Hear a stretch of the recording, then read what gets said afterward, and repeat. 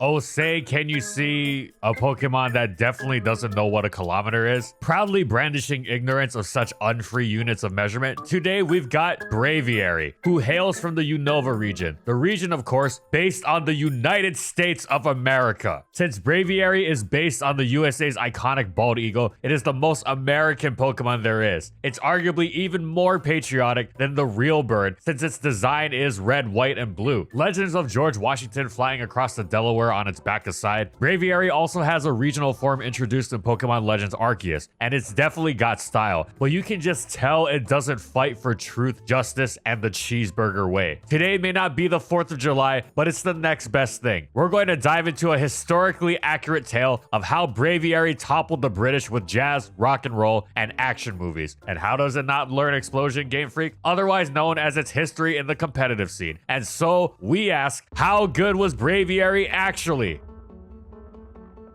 And in this video, we'll be going over these competitive formats. As a normal / flying type, Braviary wasn't going to be making any waves in Gen 5's OU, or UU for that matter. It actually fell all the way to NU, but before we get there, we must discuss the tier Braviary was far more well known for in Gen 5, RU. It was renowned and feared for its specially defensive substitute bulk up roost set, which beat what felt like everything. It was regularly compared to sub Dragon Dance Roost Dragonite in OU, the ultimate compliment to its seeming immortality in the face of super effective attacks. It shrugged them off as it boosted, healed, healed. You get the picture. Braviary was absurdly difficult to stop once it got into a groove. Its amazing base 100 HP stat allowed it to create 101 HP substitute, unbreakable by seismic toss. It boosted with impunity. Its special defense investment and roost removing its electric weakness alongside substitute helping PP stall, meaning it would regularly perform miracles even in the face of stab thunderbolts. And bulk up's defense boost meant that even powerful physical moves like Kabutops' Stone Edge, Durant's Iron Head, or Dredagon's Outrage very quickly lost the capacity to threaten it. Eventually, it'd be ready to click Brave Bird, which already hit hard thanks to its high base power off of Braviary's seemingly impressive base 123 attack. And that be that. Braviary was one of the most devastating sweepers in the tier, able to set up at the drop of a hat against something like Alomomola or even Slowking, whose Scald would never break the sub. Even against teams you'd think would be fine against it, it still regularly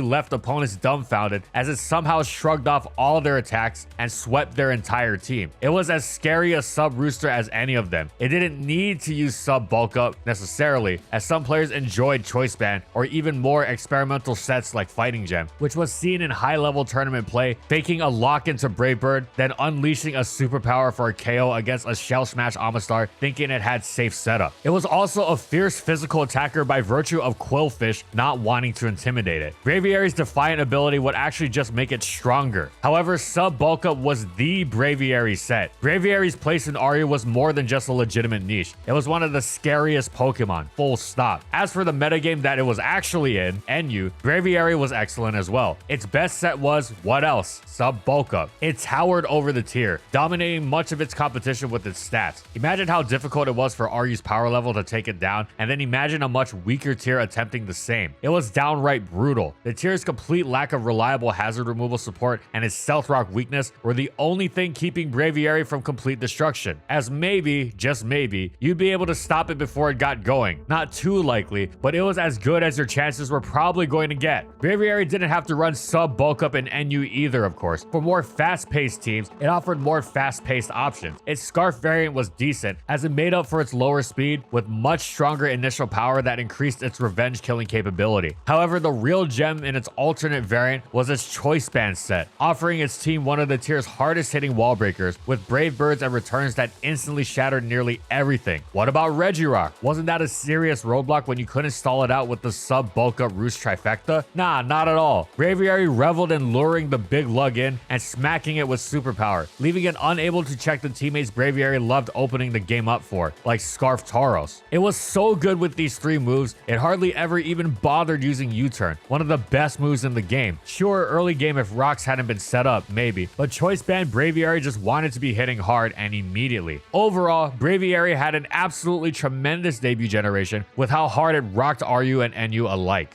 Braviary didn't really have anything to offer in VGC. Just as it was out of place in OU's high-powered Weather Wars, so too was the case here. And Braviary didn't even have any nifty utility moves or anything to compensate. Having said that, in the senior division at the German Nationals, a superb player from Austria named Max M piloted Braviary to a top 4 placement, proudly brandishing it alongside Staples Tyranitar, Excadrill, and Latios. Not much else is known about this mysterious trainer, but we salute him, for he is clearly a fearless innovator and champion of liberty. Braviary returned to RU in Generation 6, this time as a proper part of the tier. No more NU for it, it was the real deal. It joyously brandished sub bulk up en route to many a sweep, doing the same thing it always did, even having passively buffed in Gen 6, since the base powers of so many attacks had been lowered. Suddenly, it was even easier for it to withstand and roost off Thunderbolts and Ice Beams. The Defog buff also made it easier to support Braviary against its Stealth Rock weakness. Speaking of Defog, this was a new element of Braviary's game. Its Defiant ability, while previously excellent for ensuring the absolute last thing you wanted to do was intimidate it, now took on another dimension of utility in the fact that Braviary could switch in and activate it. Defog also had the side effect of lowering evasion, which basically meant that using it as Braviary hit the field meant you gave it a free Swords Dance. Sure, the bulk up set enjoyed this benefit, but its slower pace and lack of offensive investment wasn't really built for the kind of immediate threat possibilities that Defog punishing entailed. You really wanted the opponent to lose no matter what, because if they didn't defog, they'd be shellacked by hazards, and if they did defog, you wanted them to be shellacked by Braviary. It was the choice band set that turned the opponent's desire to remove hazards into a guaranteed loss of a Pokemon in exchange. Remember, just because choice band gives the equivalent of a +1 boost doesn't mean the +2 from Defiant brings Braviary to +3. The choice band boost is built into the attack stat itself by the time Braviary hits the field, i.e., it's not at +1, its attack stat is simply whatever it originally is, plus 50%. This is what makes it possible to theoretically hold a choice item and still go to +6 in that stat. Anyway, the reason we are mentioning this is that a max attack +3 Braviary Brave Bird would already hit unbelievably hard, but the brutality with which a +2 banded Braviary Brave Bird brawled, achievable within a single turn by the way, would make even the mighty Staraptor blush. There was nothing in RU that could avoid a 2-hit KO from this. Not even close. It 2-hit KO'd max HP Rhyperior through leftovers without Stealth Rock, usually dealing over 60%, well over even. That's as clean as you can get. Nothing else stood a chance. Registeel was slammed potentially up to 70%. Registeel. Bronzong took well into the 80s, sometimes even over 90%. Now, as fun as it would be to list calcs all day, the point has been made, tempting though it is to continue. Sure, Braviary wasn't going to last long with all the Brave Bird recoil, but like a true patriot, it fully intended on sacrificing itself for its country. I mean, team. Its teammates had no trouble picking up the pieces strewn about in the wake of Braviary's destruction. It excelled on offensive teams, as even without the Defog punish, it was a powerful wall breaker. But it was precisely that Defog punish that propelled it to such nosebleed heights. It was particularly excellent on sticky web teams for this reason, and loved gaining opportunities to launch its Brave Birds against slowed down opponents. Oh, and again, this was just the choice band set on more aggressive teams. Don't forget that the go-to was still the sub bulk up set. We won't repeat ourselves on what it did, but instead we'll emphasize that it again utterly devoured the tier, especially balanced teams. The same team style that came to define the RU metagame. Whether it was slow or fast, Braviary was a consistent beacon of destruction in Gen 6 RU.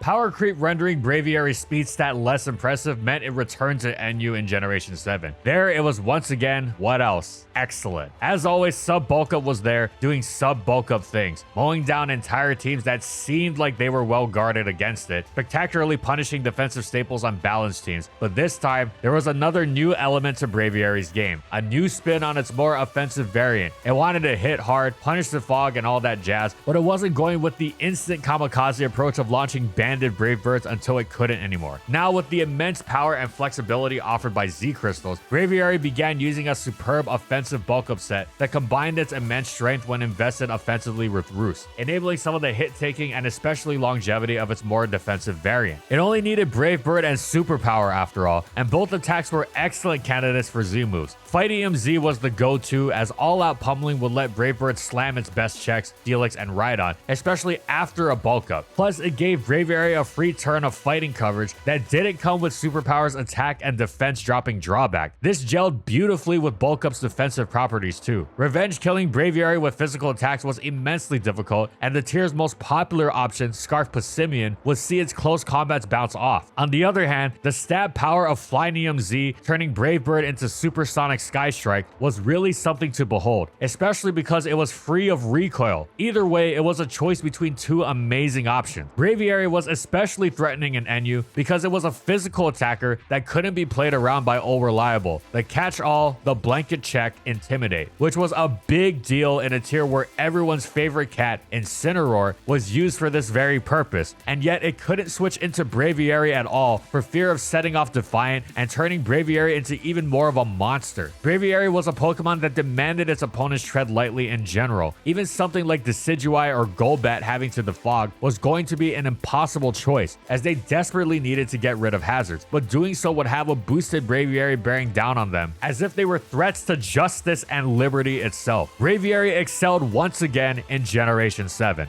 Braviary found itself a strong niche in Generation 7 VGC. The 2017 season was dominated by Arcanine's Intimidates, slowing down physical attackers left and right. And thanks to its Defiant ability, Braviary was a physical attacker Arcanine adamantly refused to switch in on for fear of making it stronger. This made it difficult for many standard teams to punish, and with its solid bulk lending it plenty of opportunity for advantageous matchups against metagame staples like Tapu Bulu and Buzzwole, Braviary and its Brave Birds went ballistic, especially with the slightest bit of support to shore it up against checks like Celesteela and Tapu Koko. It could even act as its own support as well as support for its team, with the speed doubling Tailwind, so much for its supposed slowness. Braviary was such a threat that its usage very quickly popped off as the player base realized how excellent it was, and suddenly Braviary was nabbing quite a few strong placements. As such, we've limited it to top 3s. They were as follows: Frederico Tirano and Guido Michelis first and third at the Buenos Aires special event, Benjamin Tan first at the Singapore special event, and Chelsea Tan first at the following Singapore special event. Oh, but Braviary didn't stop in 2018. There was a new fire-type intimidator, Incineroar, which was far from ubiquitous than Arcanine, and despite the increased threat of the expanded Pokedex, Braviary was just as thrilled to defiantly punish this blanket physical checking Intimidate spam, if not more, especially as it had a potentially decent matchup against that other spammed like crazy Intimidator, Landorus Therian. Its placements, once again,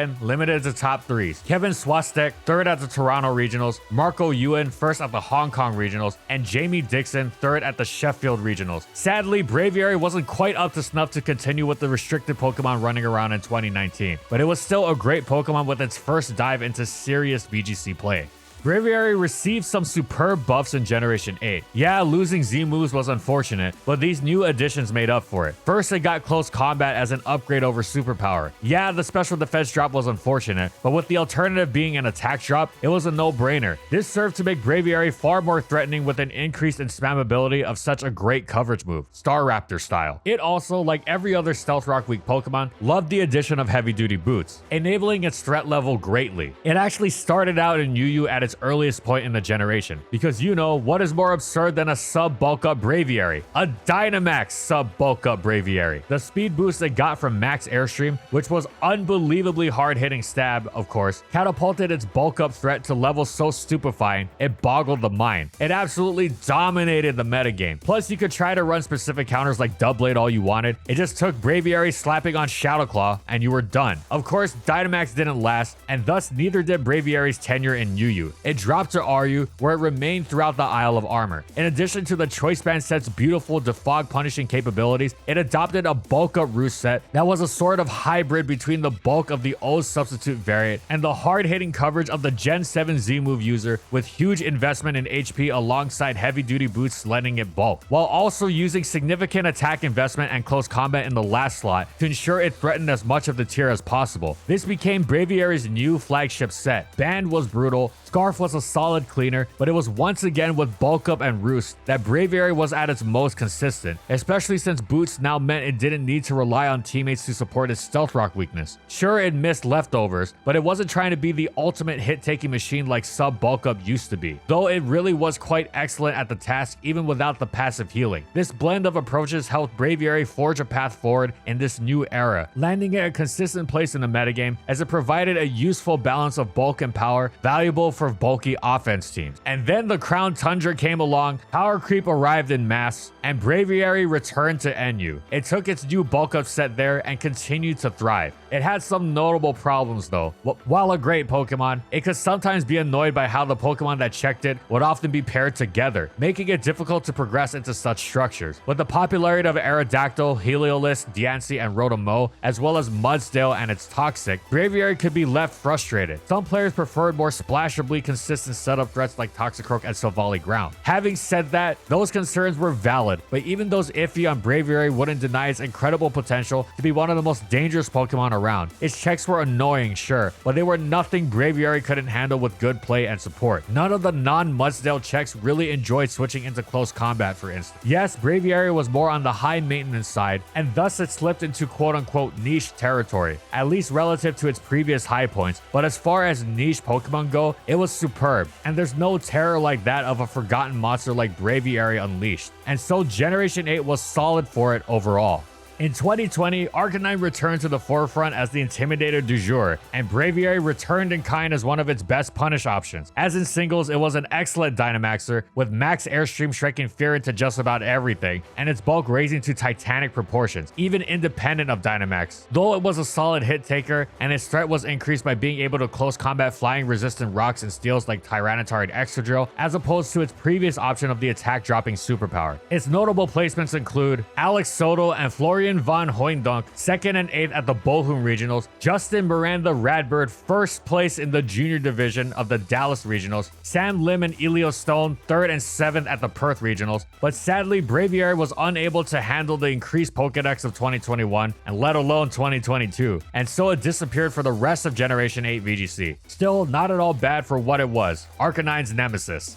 Though it had its downsides, those have mostly been interspersions between Braviary simply being on fire throughout much of Generation 9. Not only was it beating its competition through sheer stats, consider the ludicrous possibilities of its already terrifying bulk up set with terrestrialization. Yeah, say goodbye to your counters. Whether substitute or close combat in the last slot, Braviary was utterly nightmarish to deal with when it could completely flip its typing on a dime, going from the flawed normal flying to a much stronger defensive one like ground, or if using close combat, going fighting and gaining stab on it. Braviary started in NU, but mirroring its debut generation, was actually quite good in RU early on, with classic Braviary shenanigans, but this proved to be a flash in the pan, as the metagame's fast pace, led by threats like Tauros Aqua and Weavile, meant Braviary struggled to keep up. The immense popularity of Bellabolt and Mudsdale was massively difficult for it to navigate as well. NU, on the other hand, Braviary dominated, beating such a huge portion of the metagame through sheer stats alone. Its bulk, its power, they were just monstrous in conjunction with what Bulk Up already offered, let alone Bulk Up backed by Terra. It was also incredibly popular as a choice scarfer, with the added speed helping it overcome its one potential weak spot, and the opportunities granted it let Braviary instantly tear through the fragile tier with its beastly Brave Birds. It made for an incredibly apt Defog Punisher as well. Then the Teal Mask rolled in, and its expanded Pokedex dropped Braviary to PU. There it ripped everything apart. Talk about hilarious stat contrast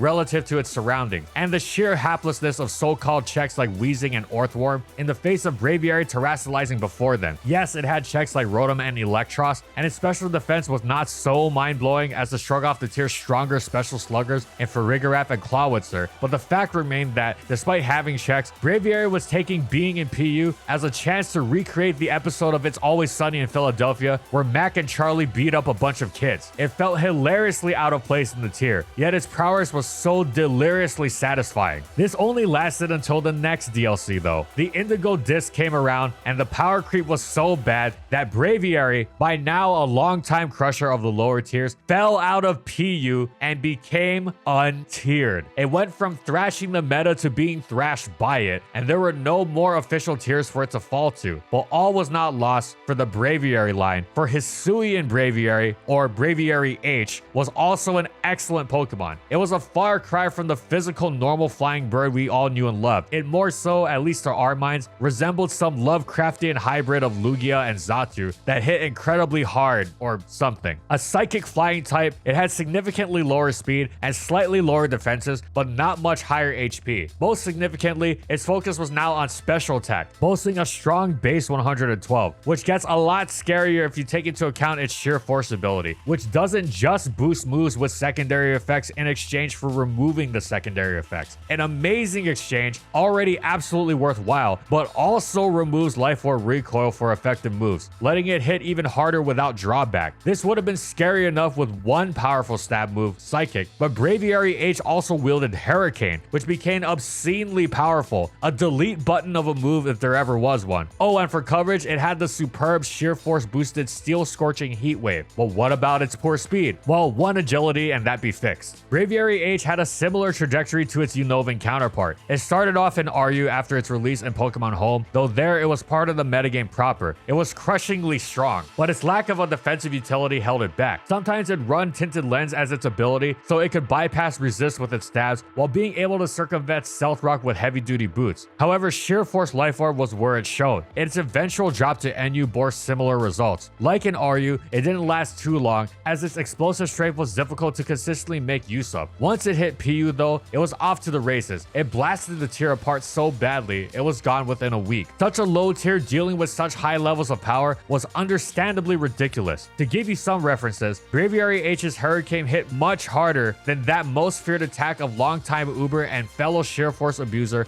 Earth Power from Landorus Incarnate. A month went by, major metagame shifts occurred, and PU could now contain Braviary H, if just barely, so it returned to the tier. At the time of this video, it is still excelling there. After one agility, it has the most of the tier dead to rights. Yeah, there are specially defensive checks like Dunsparce and Snorlax, but Braviary H simply clicks the strong move and watches them melt. These Pokemon are largely checks insofar as they collapse less instantly than everything else. It's either them or a heat-proof Bronzong, and since giving up Levitate is not something you want to do, you're in for some rough choices when Braviary H hits the field. That said, the tier manages to deal with it because, again, its defensive utility is quite limited. It's helped by PU's lower power level and a nice HP stat, but then Stealth Rock weakness is a real drag. Furthermore, Grafaiai's Prankster Encore threatens to nullify clicking agility, making for some nasty guessing games on both sides of the field, while Braviary H also struggles with priority moves even with terrestrialization. Since it enjoys Terra Dragon or ground to set up on would-be checks like Rotom-O, it's still vulnerable to Ice Shard, for example. With that in mind, while those details are certainly relevant, they pale in comparison to the utterly ludicrous damage Braviary H is dishing out, doing insane things like cleanly KOing a ton of bulky neutral Pokemon like max HP Sandaconda and having a roll to one-hit KO something especially tanky as Mesprit. Overall, Generation 9 has been an incredibly eventful one for the Braviary line. The Hisuian form follows in the proud tradition of the Unovan Choice Bander, reminding us that sometimes you just gotta click the button and watch things drop. Braviary has basically dropped off the map in Generation 9, and the reason is simple. Why use it to punish and intimidate when King Gambit is right there? The most perfect Defiant Pokemon you could ask for? You wouldn't use it, and thus most people haven't. Sure, it's seen the tiniest handful of placements, but it's not at all part of the metagame. Still props to Giacomo Bevolenta, 27th at the Torino Special Event, and VJ Sud, 37th at the Fort Wayne Regionals, and 29th at the Fresno Regionals. And that's it. So how good was Braviary actually? Well, Braviary has had a rich, lengthy history of lower tier dominance. Ever since its substitute bulk up roost set first hit the scene in Gen 5, it's been a terror, with many other variations since, like the offensive bulk up roost variant of Gen 7 NU, to the hybrid of both in Gens 8 and 9. Its banded sets have also featured some of the nastiest Brave Birds in the game, ranking up there with Staraptor and Honchkrow. Also in Gen 9, its Hisuian form became available, and its special attacking ferocity left several serious serious dents across the tiering rung, including a brief ban from the PU tier. Braviary isn't much of a VGC Pokemon overall, but it did have some excellent stats for punishing Intimidate in Gen 7 and 8, especially 7, and it was at its best when the metagame favored Arcanine as the go-to Intimidator, acting as an amazing punish for it. So overall, the lower tiers have been the land of the free and the home of the Braviary. Thanks for watching, everyone, and thank you so much to the patrons for continued support of our videos and for voting for this Pokemon for this month's patron pick.